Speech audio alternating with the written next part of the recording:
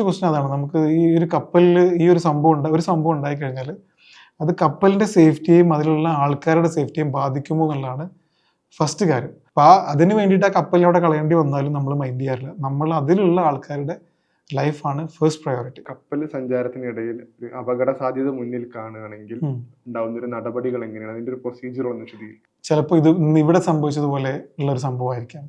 അതല്ലെങ്കിൽ കപ്പലിൽ തീ പിടിക്കാം. നമ്മൾ ഏറ്റവും കൂടുതൽ സ്ട്രഗിൾ ചെയ്യുന്നത് കാര്യം കപ്പലിൽ തീ പിടിക്കുക എന്നുള്ളതാണ്. കപ്പലിന് ഡാമേജ് വരാം. അങ്ങനെ ഏത് സാഹചര്യങ്ങളും വന്നാലും ആദ്യത്തെ ഒരു സംഭവം അപ്പം അതിപ്പോൾ ഓരോ സംഗതി എടുത്ത് പറയേണ്ടി വരും. എന്നാലും ജനറലി പറയുമ്പോൾ നമ്മളിതിൻ്റെ ഒരു കാഷ്വാലിറ്റി, മറൈൻ കാഷ്വാലിറ്റി എന്നാണ് ഇതിനെ പറയാം.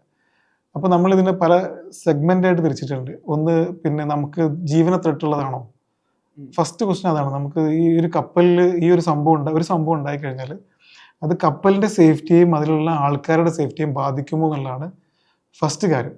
അങ്ങനെ ബാധിക്കുമെങ്കിൽ നമ്മൾ ആദ്യം ചെയ്യുന്നത് സേഫ്റ്റി ഓഫ് ലൈഫ് എന്ന് പറയും. കപ്പലിലുള്ള ആൾക്കാരുടെ ജീവിതം സുരക്ഷിതമാക്കുക. അത് കഴിഞ്ഞിട്ടേ ബാക്കി എന്തേ ഉള്ളൂ.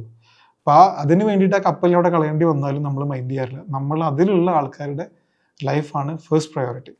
അപ്പോൾ നമ്മൾ ആദ്യം ഒരു അപകടം ഉണ്ടാകുമ്പോൾ അസസ് ചെയ്യും, ഇത് എത്ര വലിയ ഡാമേജ് ആണ് അല്ലെങ്കിൽ പ്രശ്നമാണ്, ഇത് കപ്പലിൻ്റെ ഇൻറ്റഗ്രിറ്റിയെ, കപ്പൽ ആ ഫ്ലോട്ട് ചെയ്യുന്ന സംഭവം ഉണ്ടല്ലോ, ആ ഇൻറ്റഗ്രിറ്റിയെ ബാധിക്കുമോ ഇല്ലയോ നോക്കും. അപ്പോൾ അത് ബാധിക്കില്ല. കപ്പൽ ഫ്ലോട്ട് ചെയ്ത് തന്നെ നിൽക്കുന്നുണ്ടെങ്കിൽ പിന്നെ നമ്മൾ കപ്പലിൽ നിന്ന് ഇറങ്ങൂല. അവിടെ തന്നെ നിന്നിട്ട് ആ കപ്പലിനെ ശരിയാക്കാനുള്ള പണികളാണ് നമ്മൾ എടുക്കുക. ഇനി കപ്പൽ എന്ത് ചെയ്താലും നന്നാവില്ല, ഈ സാധനം പോകാൻ പോവാണ് അല്ലെങ്കിൽ കത്തി നശിക്കാൻ പോവാണ്, നമ്മളുടെ കപ്പലിലുള്ള ആൾക്കാരുടെ പ്രവർത്തനങ്ങൾ കൊണ്ട് ആ കപ്പലിൻ്റെ ആ സാഹചര്യത്തെ തിരിച്ചു കൊണ്ടുവരാൻ പറ്റില്ല എന്ന് ഉറപ്പാണെങ്കിൽ നമ്മൾ ആ കപ്പലിന് അബാൻഡൻഷിപ്പ് എന്ന് പറയും. കപ്പലിൻ്റെ കമാൻഡിങ് ആയിട്ടുള്ള ക്യാപ്റ്റൻ അബാൻഡൻഷിപ്പ് ഉത്തരവ് നൽകി കഴിഞ്ഞാൽ അവിടുത്തെ ലൈഫ് ബോട്ടും ലൈഫ് റാഫ്റ്റും ഉപയോഗിച്ചിട്ട് നമ്മൾ ആ കപ്പലിനെ അവിടെ ഒഴിവാക്കിയിട്ട് നമ്മൾ ദൂരത്തേക്ക് മാറി നിൽക്കും. എന്നിട്ട് ആ സമയത്തിന് ഡിസ്ട്രസ് മെസ്സേജ് എന്ന് പറഞ്ഞ ഒരു പരിപാടിയുണ്ട് കപ്പലിൽ. ഡിസ്ട്രസ് മെസ്സേജുകൾ അയക്കും. അപ്പോൾ കോസ്റ്റ് ഗാർഡിനെ നമ്മൾ കണക്ട് ചെയ്യാൻ ശ്രമിക്കും. അങ്ങനെ പിന്നെ അതിൻ്റെ റെസ്ക്യൂ മിഷനും പിന്നെ അവിടെ നിന്ന് അങ്ങോട്ട് സ്റ്റാർട്ട്. കോസ്റ്റ് ഗാർഡാണ് അത് ലീഡ് ചെയ്യുന്നതിൽ ജനറലി മറൈൻ MRCC എന്ന് പറയും, മറൈൻ റെസ്ക്യൂ കോർഡിനേഷൻ സെൻറ്റർ. അത് ഓരോ രാജ്യത്തിനും ഓരോ സ്ഥലത്തിനും ബേസ് ചെയ്തിട്ടുണ്ടാവും. ചില ഭാഗത്ത് RCC ആയിരിക്കും, റെസ്ക്യൂ കോർഡിനേഷൻ സെൻറ്റർ ആയിരിക്കും. അവർ എന്തായാലും ഷോറിൽ നിന്നാണ് ഈ ഒരു റെസ്ക്യൂ കോർഡിനേറ്റ് ചെയ്യുക.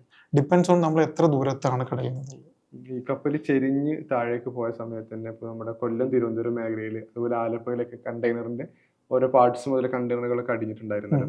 അപ്പൊ ഈ കപ്പലിൽ ഈ കണ്ടെയ്നറുകൾ ഘടിപ്പിച്ച് വെക്കുന്ന ഒരു രീതി എങ്ങനെയാണ്? യൂഷ്വലി 2 ടൈപ്പ് ലാഷിംഗ് ആണുള്ളത്. ഒന്നൊരു ലോക്കിംഗ് സിസ്റ്റം ഉണ്ട്, പിന്നെ താഴേക്ക് നിങ്ങൾ നോക്കുകയാണെങ്കിൽ ക്രോസിലൊക്കെ കണക്ട് ചെയ്ത് ലോക്ക് ചെയ്തിട്ടുണ്ടാവും.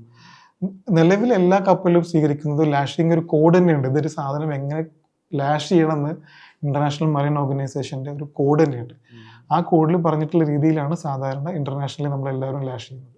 ഇത് പൂർണ്ണമായി അവിടെ അടിത്തട്ടിൽ നമ്മൾ നേരത്തെ റെക്ക് എന്ന് പറഞ്ഞ പോലെ ഇത് ഒഴിവാക്കാം എന്ന് തീരുമാനിക്കുന്ന മൊമെന്റ് വന്നു കഴിഞ്ഞാൽ പിന്നീട് അത് ഏതെങ്കിലും നിലക്ക് ആ ഒരു പ്രൊഡക്റ്റ് അവിടെ ഉണ്ട് എന്നുള്ളത് ഇൻഫ്ലുവൻസ് ചെയ്യപ്പെടുന്ന ഒരു സാഹചര്യം ഉണ്ടോ? ഇല്ല, ഇത് ചിലപ്പോൾ നമുക്ക് പോസിറ്റീവായിട്ടും ഭവിക്കാം. അമേരിക്കയിലൊക്കെ ചിലപ്പോൾ അങ്ങനെ ഇതുപോലെ മറൈൻ ഗ്രോത്ത് ഉണ്ടാവാൻ വേണ്ടിയിട്ട് ഇതുപോലത്തെ കണ്ടം ചെയ്ത കപ്പലുകളെ പർപ്പസ്ഫുള്ളി കൊണ്ടുപോയിടാറുണ്ട്. അപ്പോൾ അവിടെ സ്വാഭാവികമായിട്ടും മത്സ്യസമ്പത്ത് കൂടാറുണ്ട്. അതിനോടനുബന്ധിച്ചൊരു മറൈൻ ഗ്രോത്ത് വരികയും പിന്നെ അതൊരു ഫിഷിംഗ് ഹെവനായിട്ടൊക്കെ മാറുന്നുണ്ട്. ചിലപ്പം നമ്മളങ്ങനെ വൃക്കായിട്ട് വിട്ട് കഴിഞ്ഞാൽ ഒരു പോസിറ്റീവായിട്ട് അതിനെ നമുക്ക് പിന്നീട് കിട്ടാനും സാധ്യതയുണ്ട്.